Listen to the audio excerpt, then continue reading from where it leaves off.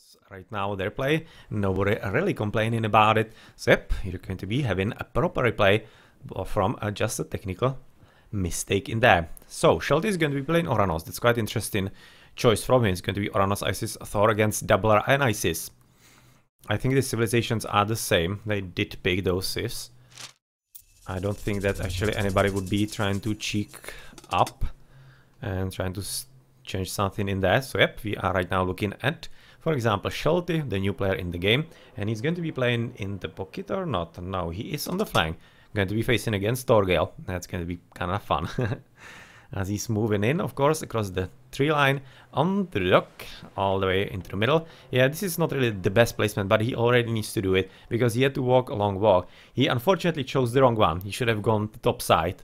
That was the mistake that he made in there, and he could have finished about here, which would have been the optimal placement of his dock, but this is not really that bad. It's quite close. Optimal build was about here. So yep, this is pretty much fine. Not going to be any kind of issue with that. In the meantime, nice position for IamJoe, exactly at the furthest point of the peninsula, right next to the fishies in there also. And the last player from Deities of Death is going to be Brickhead. Also decent positioning, could have been slightly more into the middle. Should have been slightly more into the middle, but it's because the map is kind of funnily spawned, so you maybe missed it and thought that's going to be a bit more water into the right, but yeah, apparently there isn't. What is interesting is that we are going to be having TCs in water range for both players at the top and at the bottom as well. So both teams are going to be absolutely equal. And well, of course, one in the middle. For the last player, well, everybody is having a TC in the range of the water. So this is going to be putting a very significant importance on the water overall.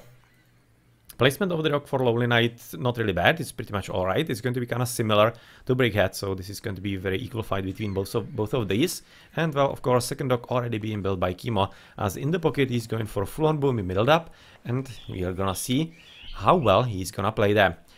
This dock would have liked it a bit more into the middle, but that's just a centimeter, nothing bad really. Especially since he's going for a second dock in this position so fast, it doesn't matter. It's maybe potentially even better this way, so that he covers more of the water. So yep, this is actually not bad at all. And looking at one of the last players, that's going to be Lahir, aka torgale, who is going for something similar as Kimo. So yeah, it's going to be pretty much the same as both Ras. I'm definitely curious if they are going to be playing the same strategy as well on top of that. Alright, better villager speed for the relic, number 1. Pretty cool. 10% cavalry, chariot archer hit points, yet another important relic. Building hit points 15%, also pretty great. And next one that we see is the cheaper archers, trolls and centaurs. Yeah, well, that's probably not going to be having any kind of significant importance on a map like this. So we are having the triple Aegis. I'm definitely curious how they are going to be choosing as far as who goes faster heroic, or rather literally fast heroic, and who goes something else. Maybe just normal classical fight on the water, as we are seeing first temple from LonelyNightt, and he's probably gonna be advancing fairly soon, at about 5 minutes. This is quite early temple from him, and well, the pocket player so far not going for anything, and same is for Lahir. So they are probably going just for the same strategy. It's gonna be 6, 4, 4, 4, 5,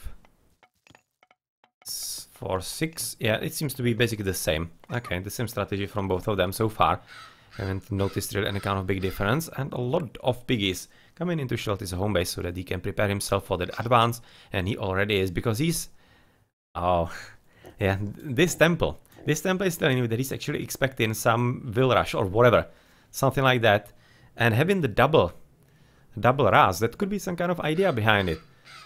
Maybe that actually Kimo would be coming for the Scarabs yet again, and torgale would be coming for basically normal will rush or double Scarab rush.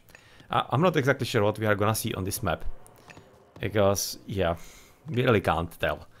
Even though this is for money, it's still Showmatch, so the players might be up for some funny shenanigans and funny strategies, so not really sure. Second dock in the meantime being built by Brickhead in a pretty good position, much better to complement the dock at the top, and he's going to be quite efficient overall, and he should be advancing also already through Freya. That's going to be decent advance time at about 4:30, and it should be true for the other players as well. The pocket player Joe is coming for Anubis yet again for the snakes. 70% Prometheus, kind of late-ish advance. For Shelty, interesting latest advance. So far a bust. And one ptach. A lot of houses being built inside his base. As for the last player, he is already coming through. Anubis as well. Okay, so that's going to be snakies on the water also.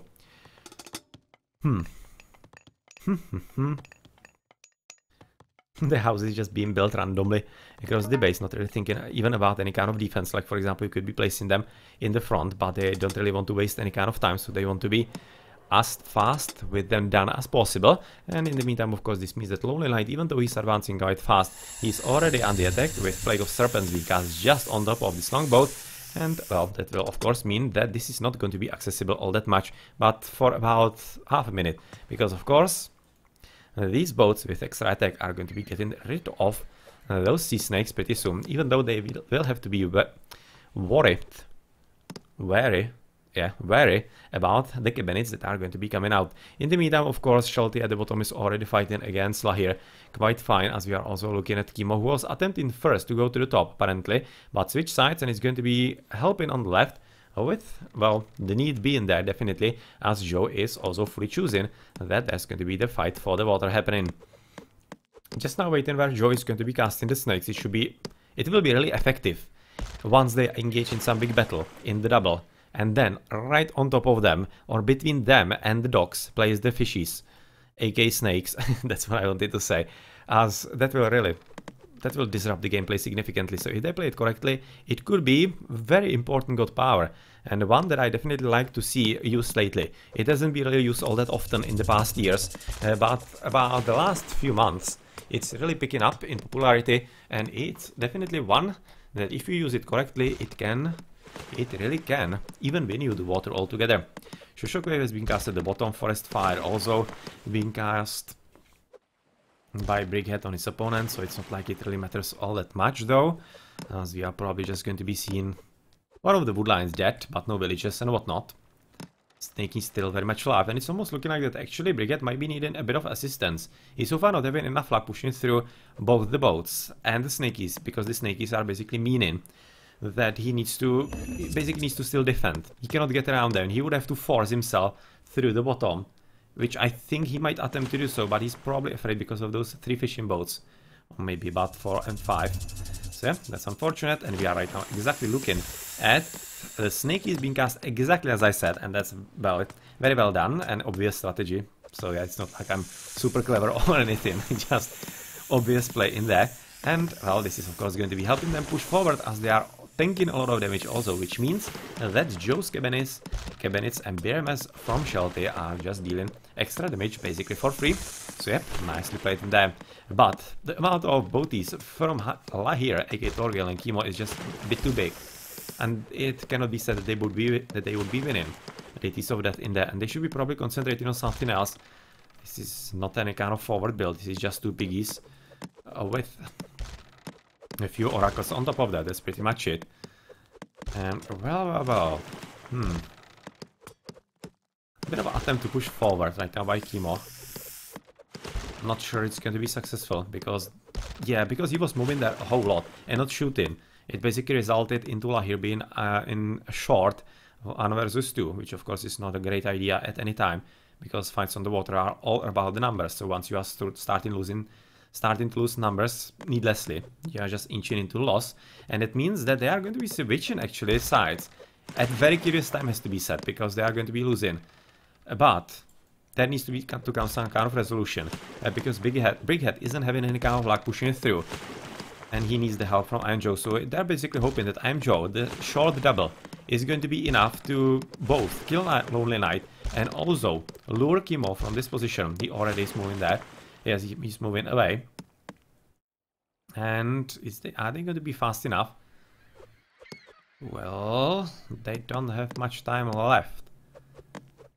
I think that Joe should be already running away, because this fleet from Kimo is just a bit too strong. Yeah, those guys are still there, very much alive, and they are quite hungry apparently after all the wood that is made, or rather that is making those boats up. Alright, interesting water fight. Looking at the minimap, I'm seeing that Shelty is actually, well, it was almost looking like that he was pushing torgale, but not much. It's just a momentary lapse apparently, and he's right now forced to move back, so nothing significant happening. But what is significant is IamJoe taking second TC. So he's already making a switch into land economy, and that's really pretty important because of course this will mean that even if they lose the water, they are still going to be having an edge. As opposed to what actually most of the players think about Mediterranean. Mediterranean is not as much about the water as it is about the transition into land. Basically, Medit is mostly won by the team that has better and faster transition on land, and basically goes for the TCs faster and starts the land aggression faster. Basically, it doesn't really matter all that much as far as the water goes, who wins it. And you can often see that reflected in the fact that in the later game, you even have games where nobody is really fishing. There's, I mean, like 3 fishing boats, and that's that. You just don't need to water all that much. It's useful in the early minutes, and once you are about the 10 minutes, you can just basically lose it without all that much of a problem. And if you do the land build correctly, then you can still win the game even though you lose the water. So yep, that's something that players need to be aware of. And I'm fairly certain that not all of them are. And sometimes they are there wondering why they are losing, and that's also why a lot of the players don't like Medit as a map. Because it's kinda tricky. It's tricky overall. So, the water seems to be right now full on 3v3, as we are looking also at yellow and blue in there. And blue is also coming for a front TC. He's coming for a front TC, LonelyNightt also. He's going to be at 3 actually. And you can see the minimap. Well, I was kind of thinking, halfway hoping he's coming for the third TC as well. But he apparently isn't. Second TC is coming also from yellow. But yeah, well, it seems like at LonelyNightt is definitely aiming to be one of the MVPs of this game yet again. As in the first that he played, and he is going for it as much as possible. But unfortunately for him, he has been fouled out. Oh, that's going to be close. That was well played. That was well played by Brickhead to recognize that he needs to hit the town center as well. And right now it's going to be literally about hits. Well, that was close. That was about 30 hit points from finished. About 30 hit points for finished. And what was missing? Sahure. Sahure was somewhere doing nothing. But yeah, these villagers right now going to be attempting not only the mining camp but finish the TC. And well, of course, they need to get rid. The problem is getting a bit bigger because he needs to kill the Pharaoh first. Which he will succeed with the head. Oh, let's not be too hasty. He doesn't.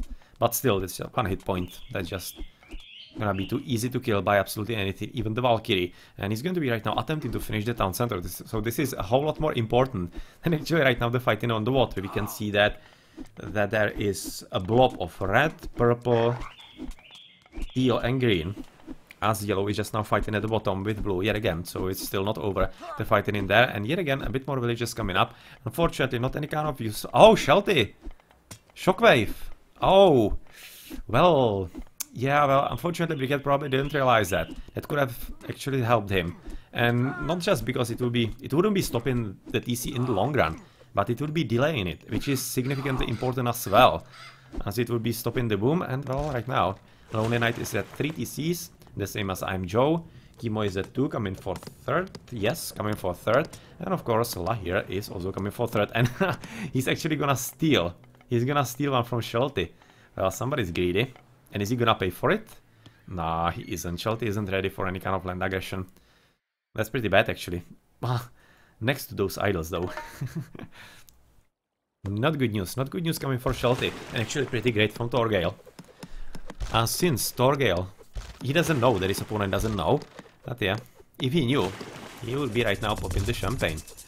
Because that's also one of the reasons why he's going to be having an edge on this part of the map.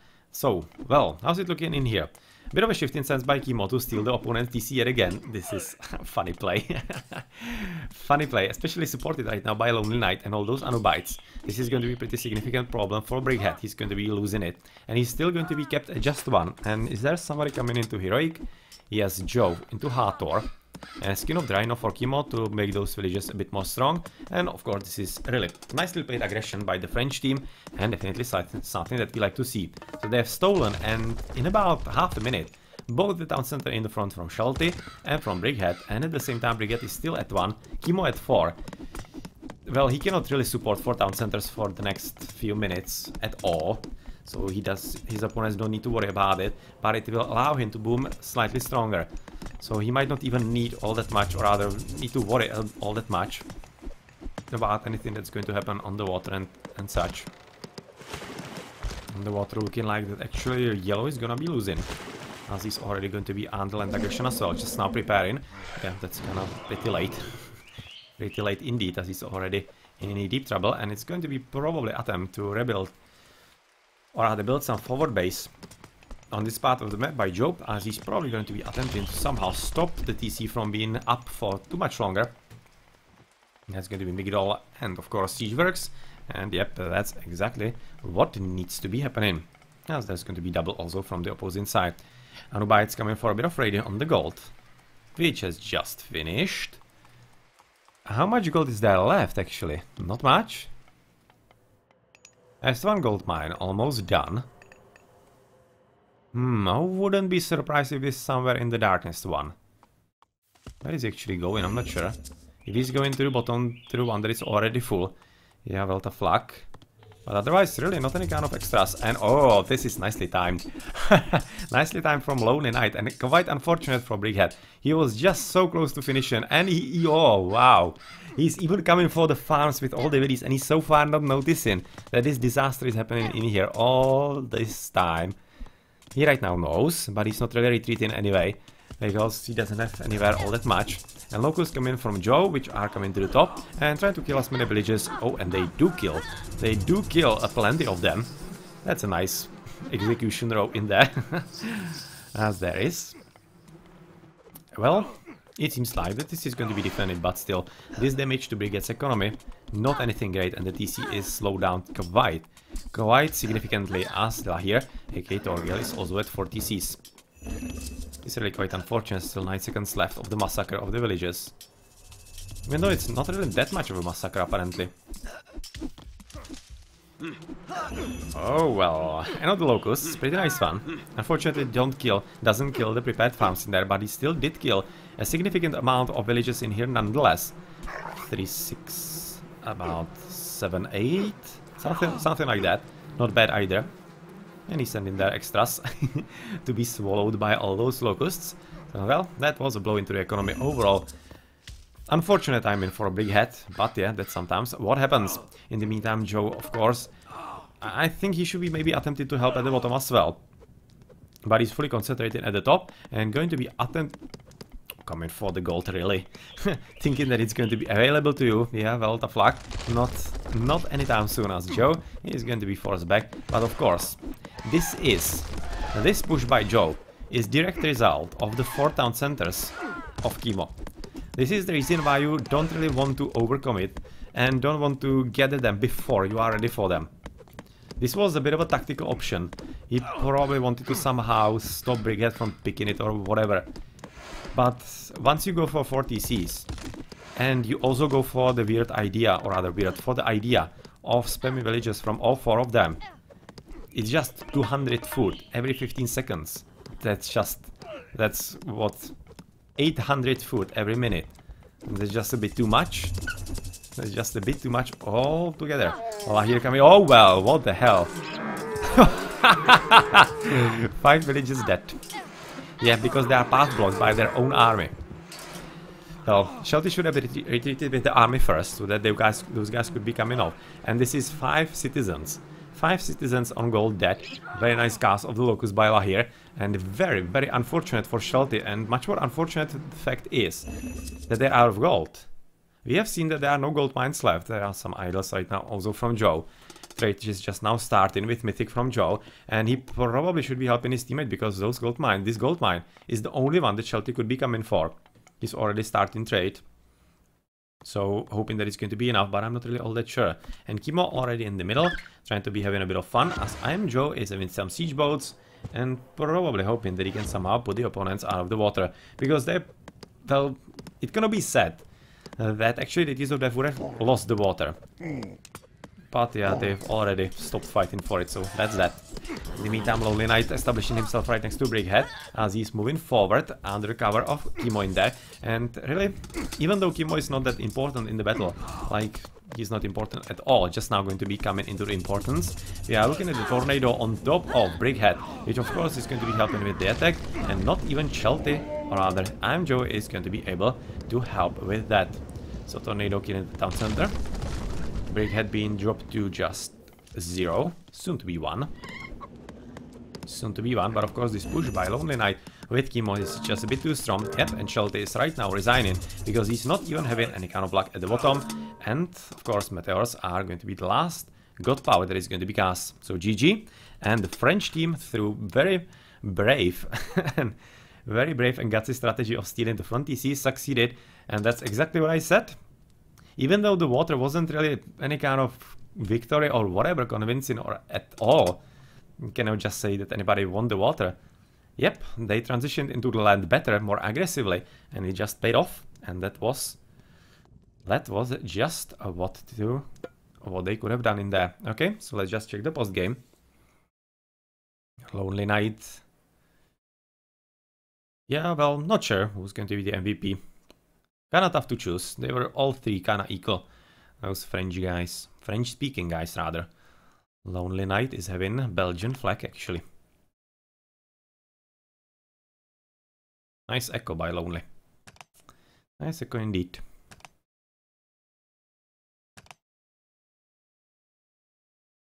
And everybody having just the most boats. That's nice.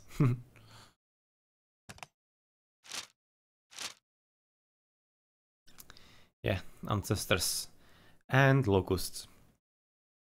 Ancestors actually didn't do all that much of a damage.